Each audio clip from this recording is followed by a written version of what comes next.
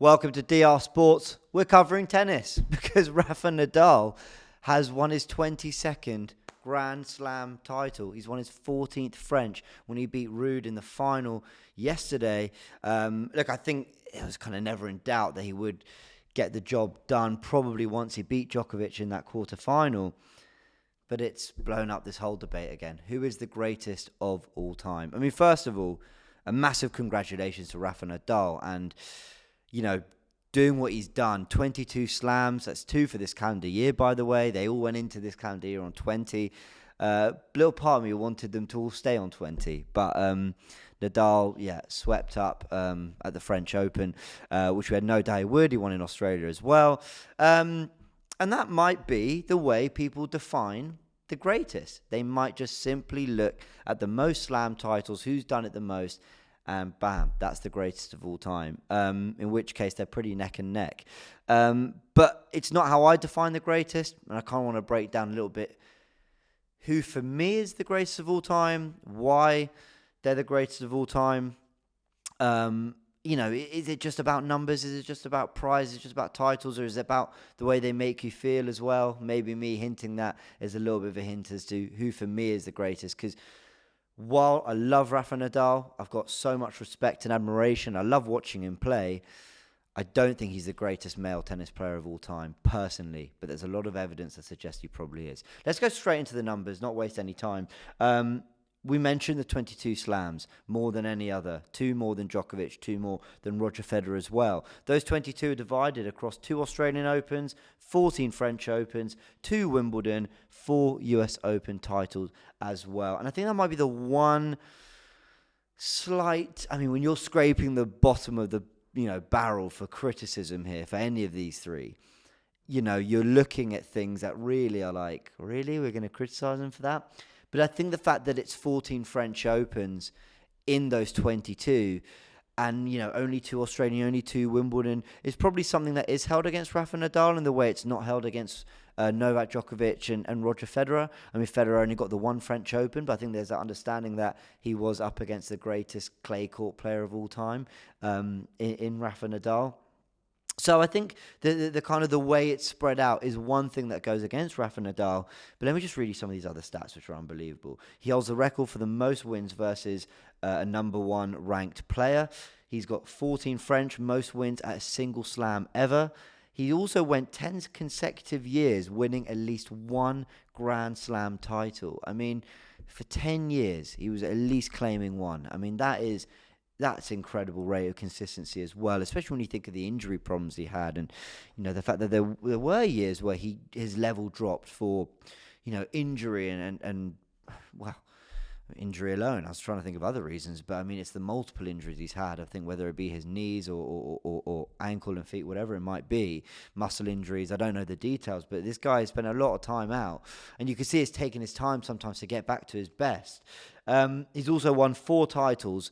4 Grand Slam titles without dropping a single set across the whole tournament. So this guy knows, what it means to dominate when he is at his best. And Rafa Nadal, having won his 22nd yesterday, is absolutely, he's in this discussion well and truly. I think some people, because of the 14 French, put Djokovic and Federer in a slightly different discussion.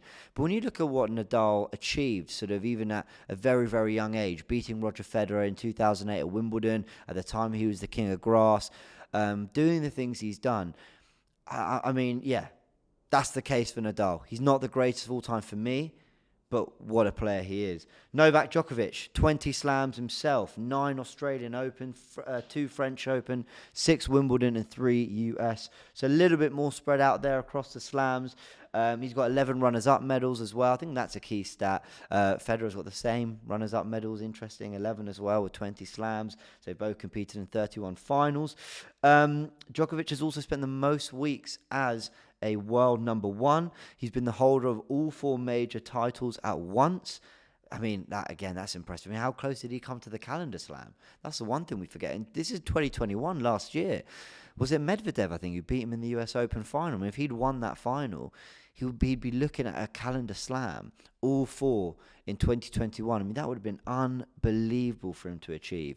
And he was, one match away. It felt like it maybe all got a bit too much for him in that final. Medvedev was superb that day.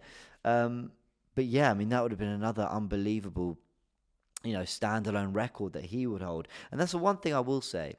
All 3 of these hold so many unbelievable standalone records that you hear sort of Nadal's, you think, well, he must be the greatest. Then you hear Djokovic and you go, well, that's unbelievable. Surely one of them has matched it. And then you hear Federer's.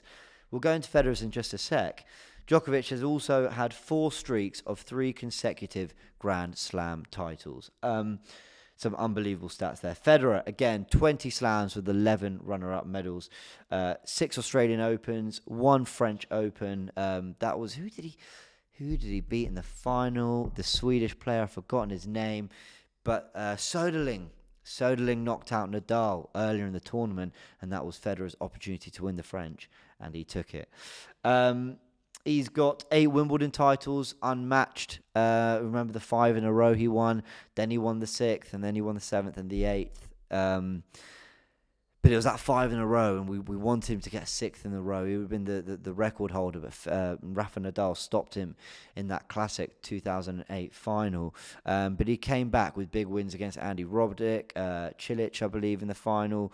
Who else did he believe in? I think Andy Murray he beat in a Wimbledon final as well. So, yeah, it was Andy. So, I mean, Roger Federer, his record, he's the king of grass, and he always will be. Even if someone comes along and wins more, I just think he'll always be remembered as the king of grass.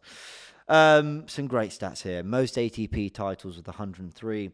Most semi-final and quarter-final appearances at a slam, with 23 consecutive semi-final appearances at Grand Slams. I mean, this is the one thing about Roger Federer. Now, listen, I'm not a tennis expert. I don't follow it as closely as I do Arsenal and football and all that. So as someone who just kind of largely tunes into the Grand Slams, my one thing against Nadal and Djokovic is, I think you can say, I mean, Nadal maybe you can put it down to injuries, but I've seen him go out at Wimbledon in the second round quite a few times, or I've seen him kind of not be competitive in certain slams. I remember Djokovic, I think, was it from Wimbledon 2016 to maybe the French Open 2018? I think across 8 Grand Slams, he only made 1 final. So he went through a lull for about 2 years.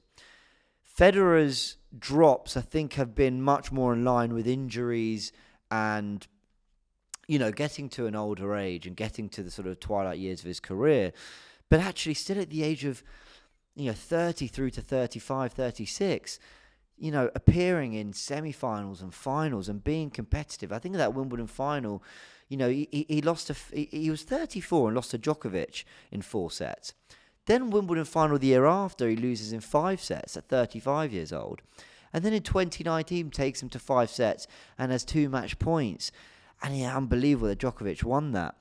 But I just think Federer has always kind of been there and thereabouts when he has been available and sort of competitive and regularly playing. And I think that is the one thing about Federer. His drop-off is never that far off, is it? But I mean, another great set of stats there for Roger. I'm going to put an argument for each one, because the one thing I'll say is, while Federer is the greatest of all time for me, I think there is an argument for each one that can make me go, you know what, I kind of get it. And I think if you're looking at the greatest of all time in terms of, again, it depends how you judge what makes you the greatest.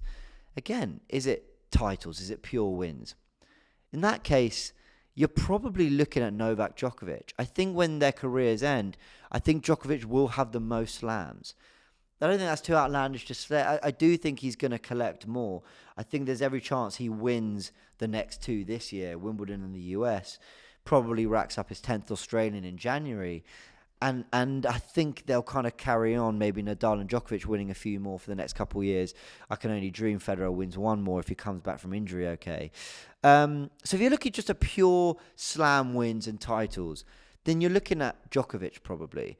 And what a career he's had in terms of raw numbers and what he's done at slams. As I said, the amount of times he's won 3 out of 4 in a calendar year or whatever.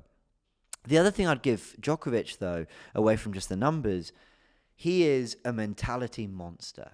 He is a guy who I've seen the crowd against him. I've seen him the underdog, not in terms of his quality or whether he's a better player on court, just in terms of underdog's not the word, but in terms of he's not always been the most supported, and he's been a set down. He's been match points down, and he always finds a way to drag himself out of that.